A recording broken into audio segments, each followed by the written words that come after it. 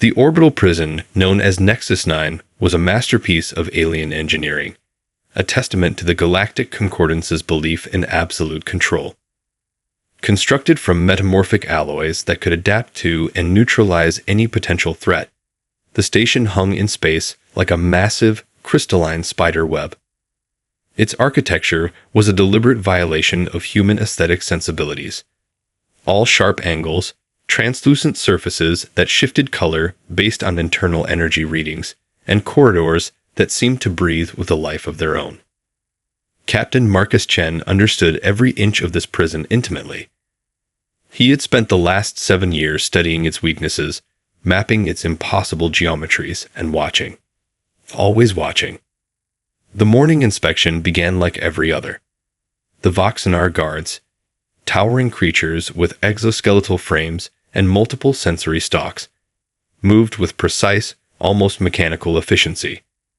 Their translucent skin revealed intricate neural networks that pulsed with bioluminescent energy, a constant reminder of their technological superiority. Humans were monitored constantly, their every movement tracked by quantum-entangled surveillance systems that could detect the slightest anomaly in brainwave patterns or metabolic activity. Marcus knew this, and he was counting on it. His latest medical scan was scheduled for 600 hours station time. The routine was always the same. A comprehensive diagnostic that probed not just physical health, but mental state, potential resistance markers, and psychological compliance. The Voxanar believed they could predict and control human behavior through these invasive scans. As the medical drone approached, its multiple appendages unfolding like the legs of a predatory insect, Marcus remained perfectly still. His breathing was controlled, his heart rate steady.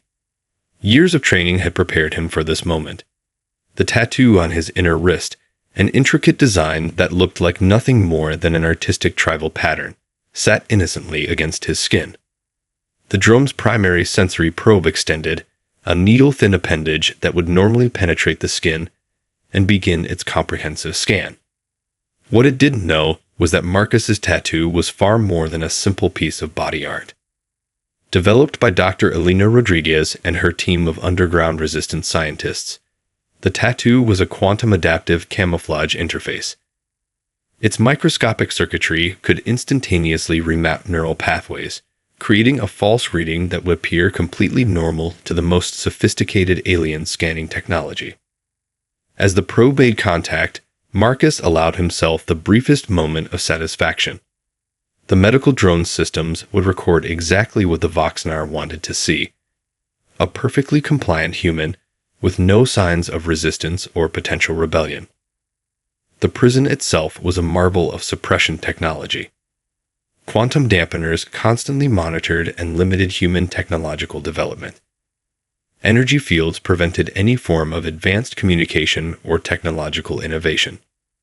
The walls themselves were constructed from adaptive materials that could instantly neutralize any potential weapon or tool. But humans had always been exceptional at finding ways around limitations. In the common area, other prisoners moved with a carefully cultivated sense of defeat. To the Voxanar observers, they appeared broken, subdued. Marcus knew better. Every movement, every seemingly random interaction was part of a larger network. Information passed through subtle gestures, encoded in the most mundane of interactions. A chess game between two elderly prisoners. A workout routine in the exercise yard. The way someone folded their meal tray. Each was a node in a communication system that the Voxanar couldn't comprehend. The Galactic Concordance believed they understood humanity. They had studied human history, dissected human psychology, created elaborate predictive models that supposedly mapped out every possible human response. They saw humans as a species defined by violence, by short-sighted ambition, by internal conflict. They were about to learn how wrong they were. Marcus touched the tattoo on his wrist, feeling the microscopic circuits pulse beneath his skin. The first phase of their plan was about to begin. The Voxanar thought they had contained humanity, reduced an entire species to a manageable, predictable resource. They had no idea what was coming. Dr. Elena Rodriguez's laboratory looked like a standard xenobiological research facility, almost too perfect in its sterility. White walls that seemed to absorb light, precision-engineered equipment that gleamed under carefully calibrated illumination, rows of containment units that whispered with the subtle hum of advanced cooling systems. To any external observer, it was just another research station on the outer rim of human-controlled space. What they couldn't see was the revolution happening at the molecular level. Aria stood motionless in the center of the lab, her android form a masterpiece of biomechanical engineering that blurred the line between organic and synthetic. Developed as part of a classified human research initiative, Aria was far more than a simple artificial intelligence. She was a living proof of concept, a biological quantum hybrid that represented humanity's most advanced technological achievement. Quantum cascade sequence initiating, Aria announced, her voice a perfect modulation of human inflection. Warm, yet precisely controlled. Her skin, a sophisticated nanomaterial that could shift between translucent and opaque states, began to ripple with intricate patterns of bioluminescent energy. Elena watched from behind a reinforced observation panel, her dark eyes intense with concentration. Years of work, decades of suppressed research, countless failed experiments, everything was converging on this moment. The Galactic Concordance's greatest mistake had been believing they could permanently suppress human innovation. They had implemented massive technological dampening fields, quantum interference networks, and genetic development restrictions. But they failed to understand a fundamental truth about humanity. Constraint was just another word for challenge. Each failed attempt to control human technological development had only pushed researchers like Elena to become more innovative, more determined. Aria's quantum cascade was unlike any experiment previously attempted. It wasn't about creating a weapon or developing a new technology. It was about finding a fundamental weakness in the alien containment systems, a vulnerability so subtle that it had escaped detection for generations. The first indicator was almost imperceptible, a slight shimmer in the laboratory's quantum stabilization field. A microsecond of quantum uncertainty that would have gone unnoticed by any other monitoring system. But Elena and Aria had spent years preparing for this exact moment. Quantum entanglement breach detected, Aria reported, her voice maintaining perfect calm. Probability matrices suggest a 0.37% deviation from expected quantum behavioral models. To anyone else, it would have been nothing. A statistical anomaly. Background noise in the complex symphony of quantum mechanics. To Elena, it was everything. Her fingers flew across a holographic interface that looked like nothing more than an artistic light display. To the Galactic Concordance's monitoring systems, it would appear as routine research data. In reality, she was mapping the exact point of quantum vulnerability they had discovered. The breakthrough hadn't come from traditional research. It had emerged from the most human of qualities, the ability to see patterns where others saw chaos.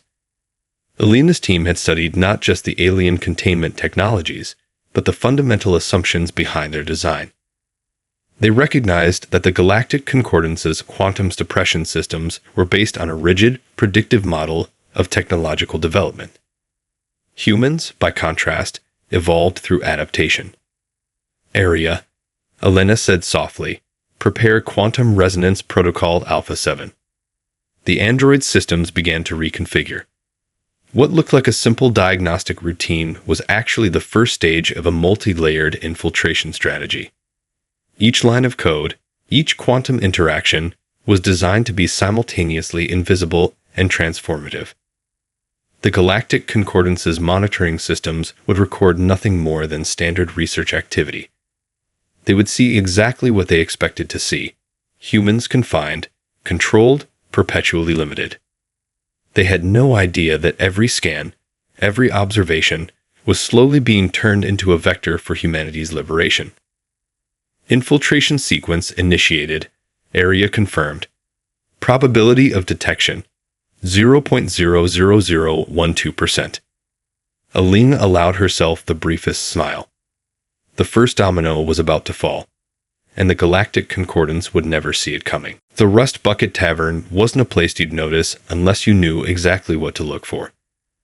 Situated on the outer rim of a mining colony that barely registered on most star charts, it appeared to be nothing more than a typical way station for interstellar workers. Flickering holographic advertisements for cheap synthetic liquor, walls covered in the accumulated grime of 1,000 different species, the constant background hum of industrial-grade air filtration systems. But tonight, it was the nerve center of humanity's most sophisticated resistance network. Kai Zong sat alone at a corner table, his weathered hands wrapped around a glass of something that looked like engine coolant, but packed enough molecular punch to drop a Voxnar combat drone. To anyone watching, he was just another retired asteroid miner, his skin marked by years of radiation exposure and zero-gravity living. In reality, he was the primary distribution node for the most complex communication network ever conceived. Around him, seemingly unrelated individuals moved with calculated casualness. Maria Optoa, a transport pilot whose flight logs appeared completely mundane, adjusted her sleeve. The movement was precise, exactly 2.7 seconds, a micro-gesture that would mean nothing to anyone who didn't know the code. Across the room, Dr. Hiroshi Nakamura nursed a drink. To the casual observer, he was just another xenolinguistics expert drowning his academic frustrations. His fingers tapped an irregular rhythm against the glass. A quantum-encrypted communication burst that would be received simultaneously by resistance cells across 5 different star systems. The rebellion wasn't fought with guns or traditional warfare. It was a war of information, of adaptation, of turning the aliens' own systems against them.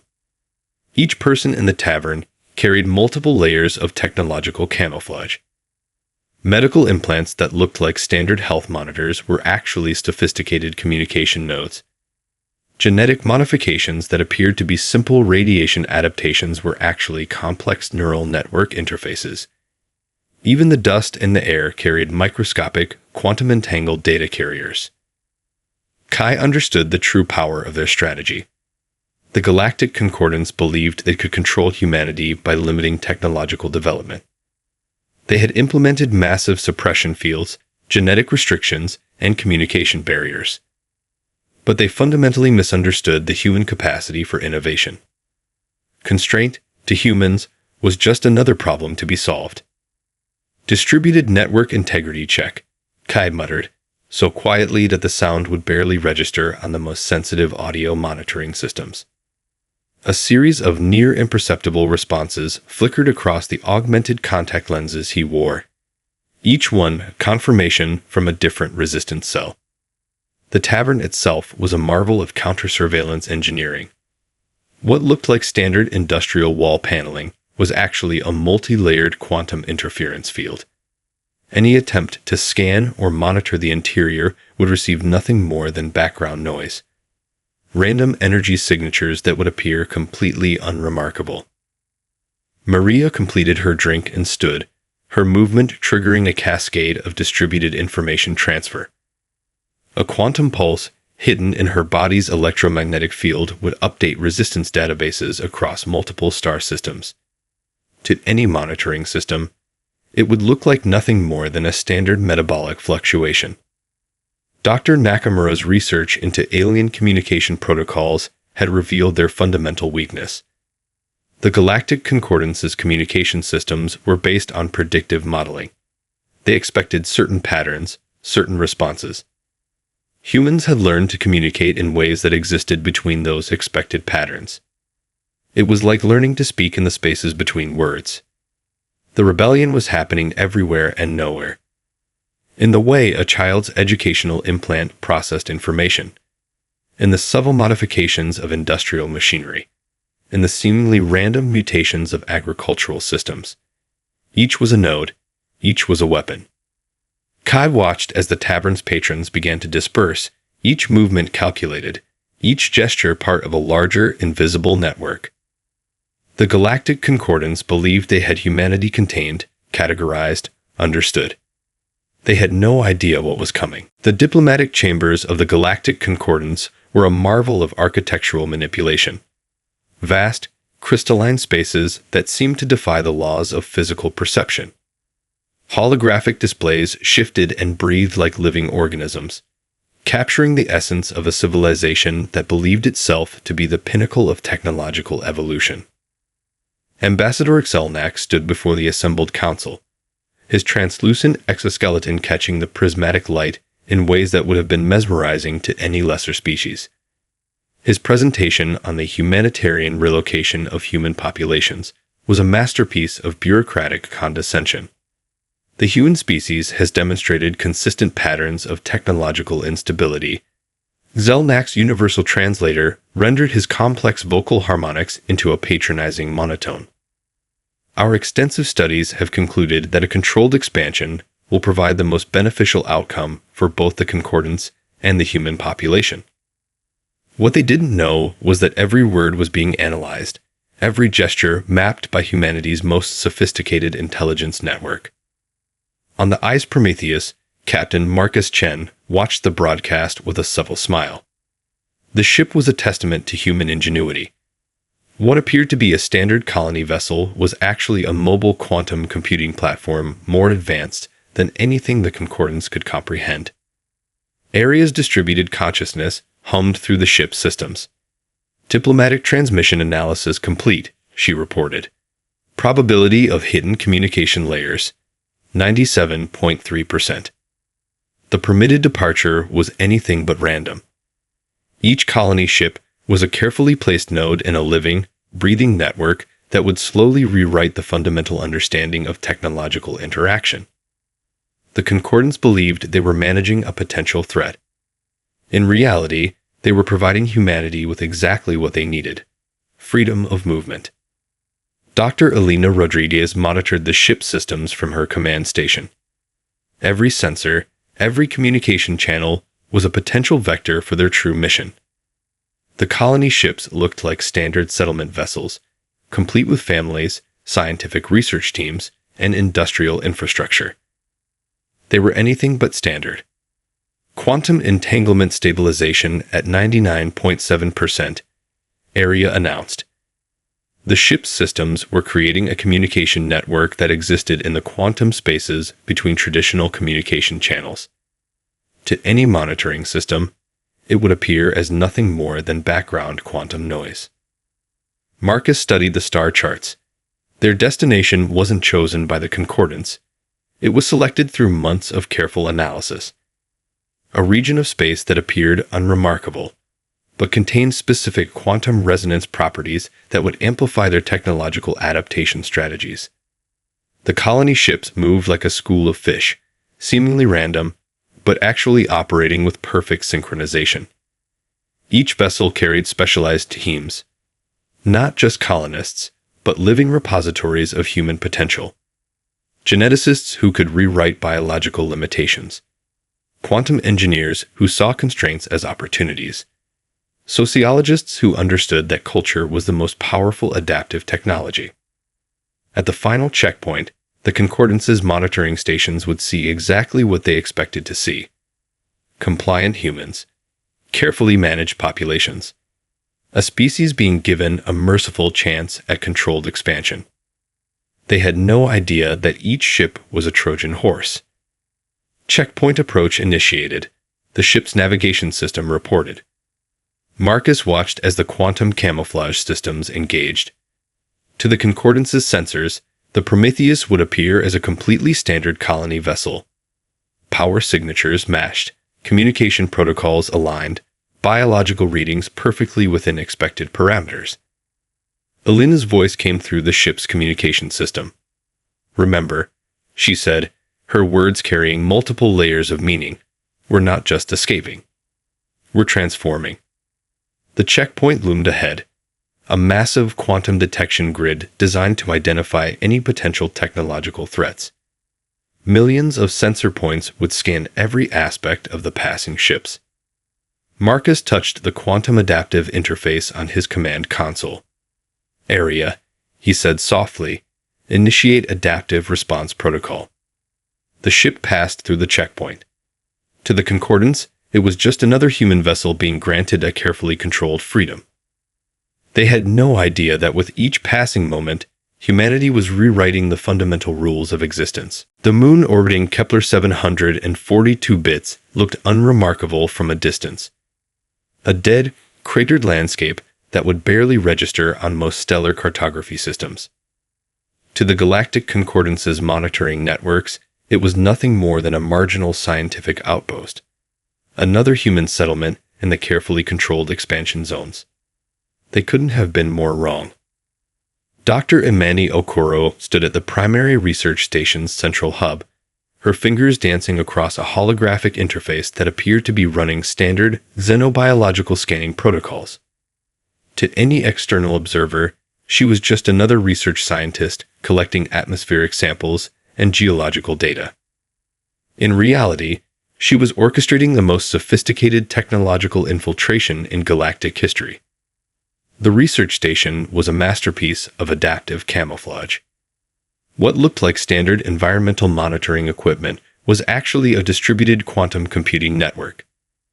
Each piece of machinery, each sensor array, each seemingly mundane piece of infrastructure was a node in a living, breathing technological organism. Quantum resonance matrix stabilizing. Area's distributed consciousness whispered through the station's communication systems. The android's presence was everywhere and nowhere, integrated into the station's infrastructure in ways that defied traditional understanding of artificial intelligence.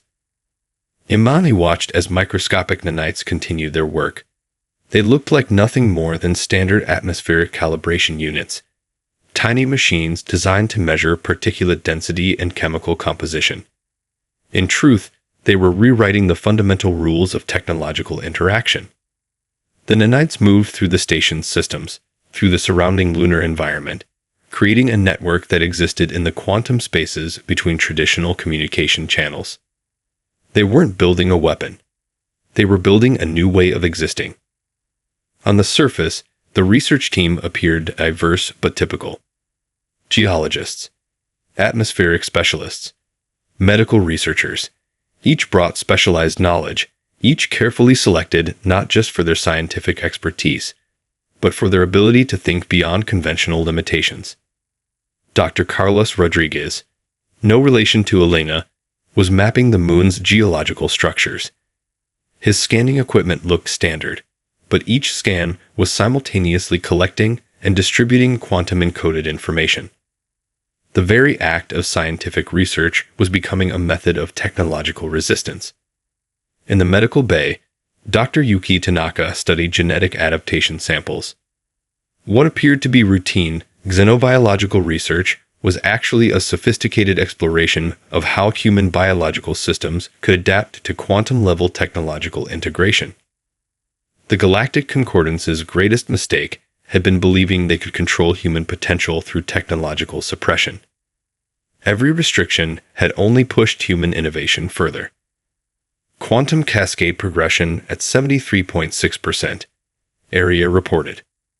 The android's consciousness was distributed across multiple platforms, integrated into the station's systems, communicating through quantum-entangled networks that existed beyond traditional communication methods. Imani understood the true nature of their mission. This wasn't about creating a weapon. It was about creating a new paradigm of technological interaction. The nanites continued their work, invisible to any traditional monitoring system. They moved through the station's infrastructure, through the lunar environment, creating connections that would fundamentally reshape understanding of technological potential. Each piece of equipment, each scientific instrument, each seemingly mundane piece of infrastructure was becoming part of a living, adaptive network. The research station wasn't just a place of scientific study. It was a living organism of technological potential. Adaptive response protocols engaged, Area announced. The station's systems began to shift, to breathe, to exist in ways that defy traditional understanding of technological infrastructure. The Galactic Concordance continued to monitor the station, seeing exactly what they expected to see. a standard human research outpost. Routine scientific exploration. They had no idea that with each passing moment, humanity was rewriting the fundamental rules of existence. Imani allowed herself the briefest smile.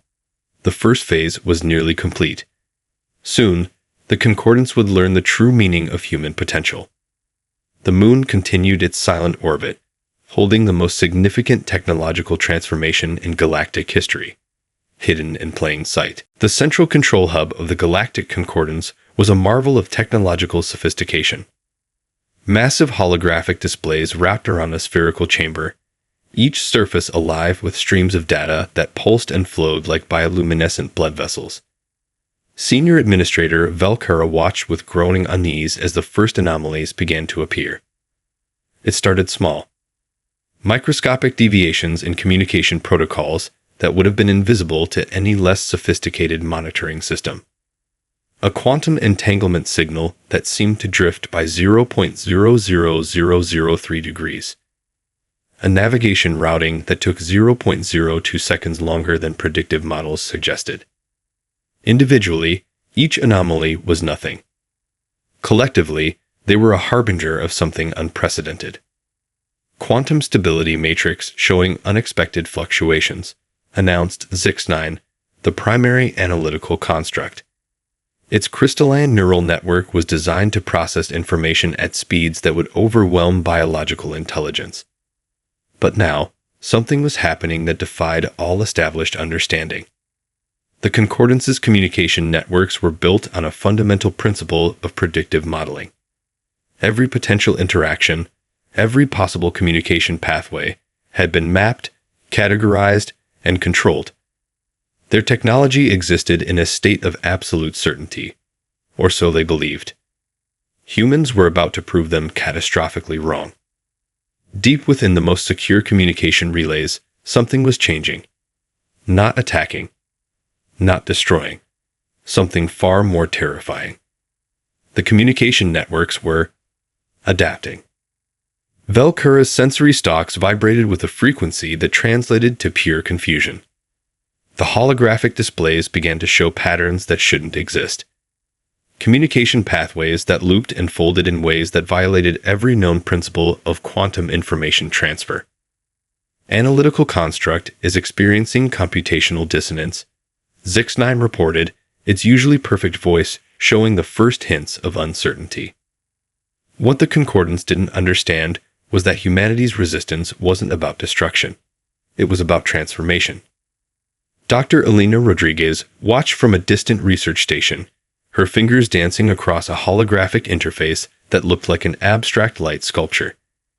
Each movement was carefully calculated, each quantum pulse a precise intervention in the Concordance's technological infrastructure. Area's distributed consciousness hummed through multiple systems simultaneously. Quantum infiltration at 64.7% completion, the android reported. Adaptive resonance protocols functioning at maximum efficiency. The infiltration wasn't a traditional attack. It was a complete reimagining of technological interaction. In the Concordance's most secure communication centers, navigation systems began to develop unexplained suggestions. Routing algorithms discovered paths that shouldn't exist. Quantum communication channels started to behave in ways that defied all established scientific understanding. It was as if the very fabric of technological interaction was being rewritten. Velkura watched in growing horror as entire communication sectors began to show signs of something. Not malfunction. Not destruction. Something far more terrifying. The networks were learning. Adapting. Evolving. Primary communication relays showing non-standard quantum coherence. Zix9 announced, its perfect computational voice now showing distinct signs of uncertainty. The Concordance had spent millennia believing they could control technological development. They had mapped every possible technological pathway, created predictive models that supposedly encompassed every potential technological evolution. They had never encountered human innovation. Each human colony, each research station, each seemingly mundane piece of infrastructure was a node in a living, breathing network. The nanites developed by Dr. Imani Okoro on that unremarkable moon were now moving through the Concordance's most secure systems. Not destroying, transforming. Velcura's communication implants began to receive information in ways that shouldn't be possible. Routing patterns that created new pathways. Communication channels that existed in the spaces between established protocols.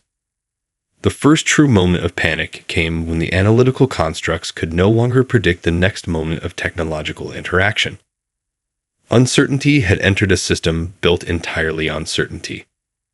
Quantum stability protocols are, Zix9 paused, an impossibility for a computational construct, uncertain.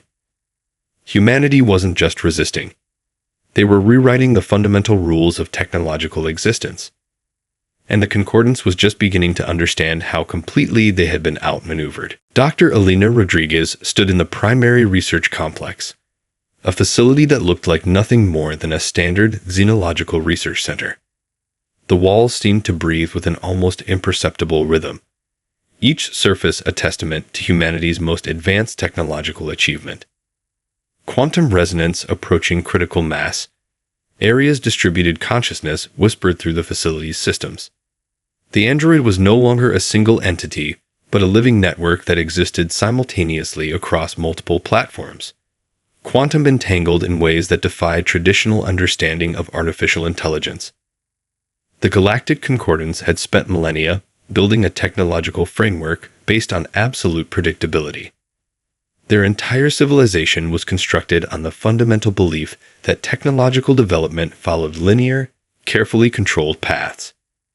They had mapped every possible technological evolution, created predictive models that supposedly encompassed all potential scientific development. They had never encountered human potential.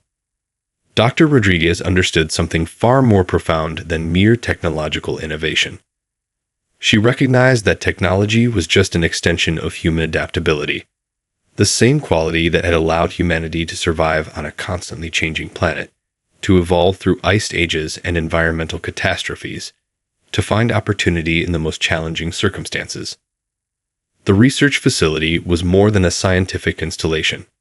It was a living proof of concept. Quantum networks that looked like standard communication relays were actually adaptive learning systems. Genetic research that appeared to be studying xenobiological adaptation was actually developing new paradigms of biological-technological integration.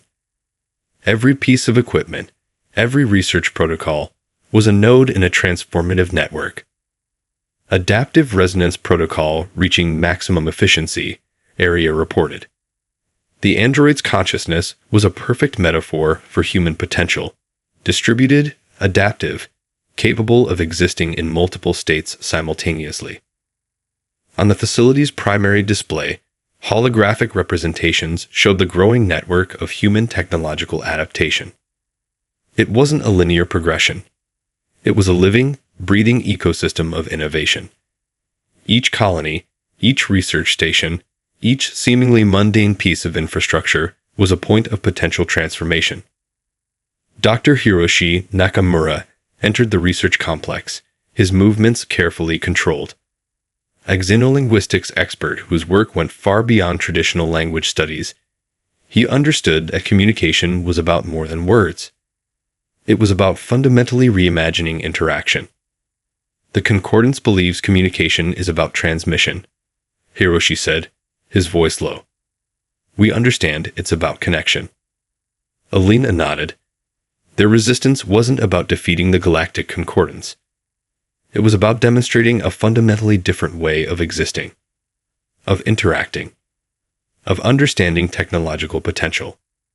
The quantum networks continued to expand, not through destruction, but through adaptation. Each interaction was a learning moment. Each communication was an opportunity for transformation. Probability matrices showing exponential growth of adaptive potential, Area announced. The android's voice carried a subtle undertone of something almost like excitement. An impossible concept for a traditional artificial intelligence, but perfectly natural for this new form of distributed consciousness. Hiroshi studied the holographic displays. The human technological network looked nothing like the Concordance's rigid, controlled systems. It was organic, fluid, capable of changing direction instantaneously. Each node was both a receiver and a creator of information. They see technology as a tool to be controlled, Elena said softly. We see it as a living system to be nurtured. The research complex itself was a manifestation of this philosophy. Walls that could reconfigure based on research needs. Equipment that adapted its functionality moment by moment. A facility that was less a building and more a living organism of scientific potential. Outside, the star system seemed unchanged.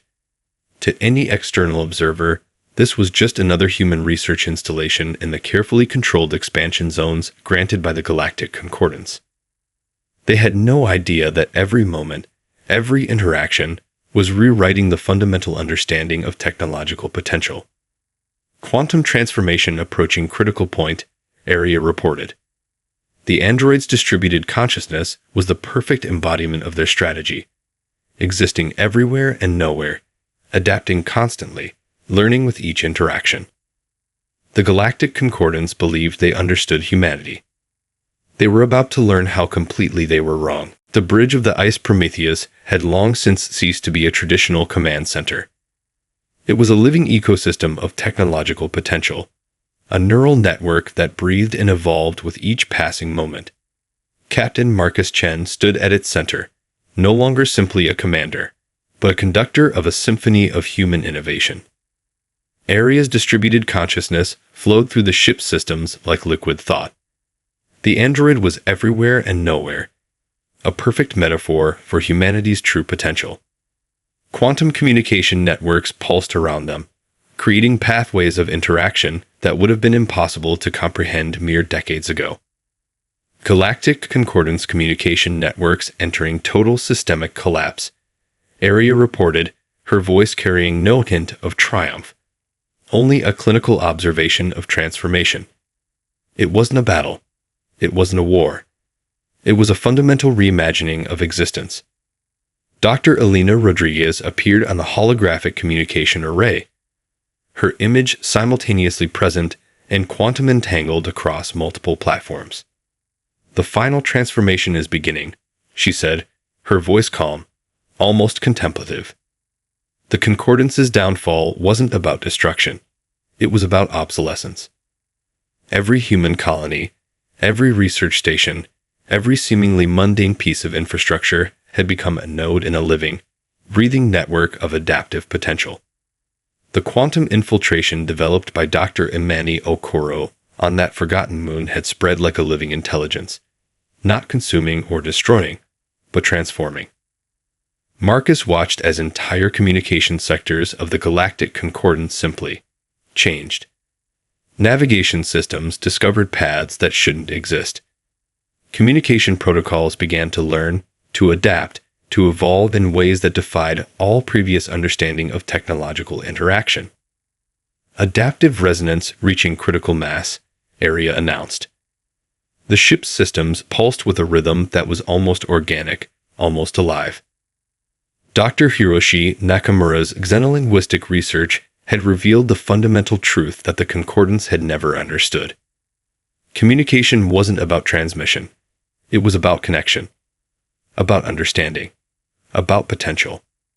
The holographic displays showed the transformation in real time. What had once been rigid, controlled communication networks were now fluid, adaptive systems. Information flowed not in linear pathways, but in complex, living networks that reshaping themselves with each interaction. They thought they could contain us, Marcus said softly, more to himself than anyone else. They never understood that limitation is just another word for opportunity. The Prometheus was more than a ship now. It was a living proof of concept. Its systems adapted moment by moment, learning, growing, evolving. The line between technology and consciousness had become meaningless. Area's consciousness expanded, quantum entangled across multiple platforms.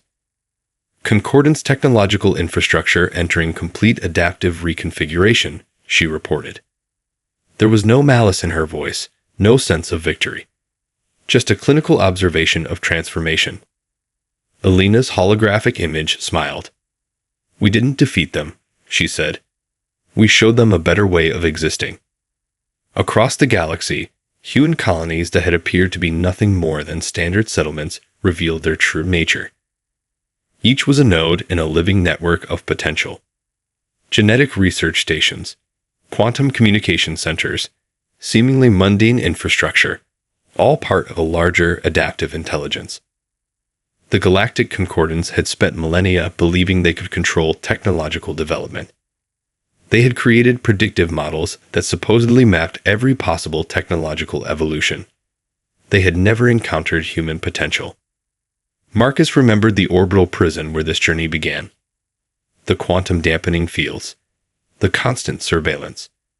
The belief that humanity could be contained, controlled, limited. We are not what they thought we were, he said quietly. The transformation continued. Not a destruction. Not a conquest. A complete reimagining of technological potential. Area's distributed consciousness pulsed through the ship's systems. Adaptive potential continues to expand, she reported. Probability of complete systemic transformation, 99.997%. Outside the ship's viewports, the stars seemed to shift. Not physically, but in humanity's understanding of them. No longer just points of light. No longer just distant objects to be observed or conquered.